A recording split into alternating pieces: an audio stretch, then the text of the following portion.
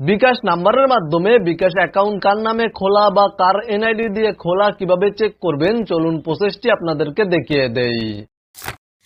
বিকাশ অ্যাকাউন্টের মালিকানা চেক করার জন্য আপনারা আপনাদের মোবাইল ফোন থেকে সেলফিন অ্যাপ্লিকেশনটি ওপেন করে সেলফিন অ্যাকাউন্টে চলে যাবেন। আপনাদের যদি সেলফিন অ্যাকাউন্ট না থাকে তাহলে কিভাবে সেলফিন অ্যাকাউন্ট খুলতে হয় তা নিয়ে ভিডিও চাইলে অবশ্যই কমেন্টে জানাবেন।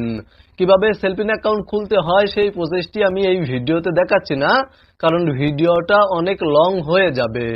আপনারা সেলফিন অ্যাকাউন্টে আসার পরে এখানে দেখতে পাচ্ছেন ফান্ড ট্রান্সফার, এই অপশনে ক্লিক করে দিবেন এবং যেহেতু বিকাশ অ্যাকাউন্টের মালিকানা চেক করতে চাচ্ছেন সেহেতু বিকাশ অপশনে ক্লিক করে দিবেন এবং এখানে আপনারা বিকাশ নাম্বারটি টাইপ করে দিবেন এবং তারপরে নেক্সট অপশনে ক্লিক করে দিবেন। তাহলে আপনাদের সামনে এই ধরনের একটি ইন্টারফেস শো করবে এবং এখানে আপনারা রিসিভার নেম বা ওনার নেম দেখতে পাবেন। বিকাশ অ্যাকাউন্টটি যার এনআইডি দিয়ে খোলা তার নেমটি এখানে শো করবে, এখানে দেখা যাবে।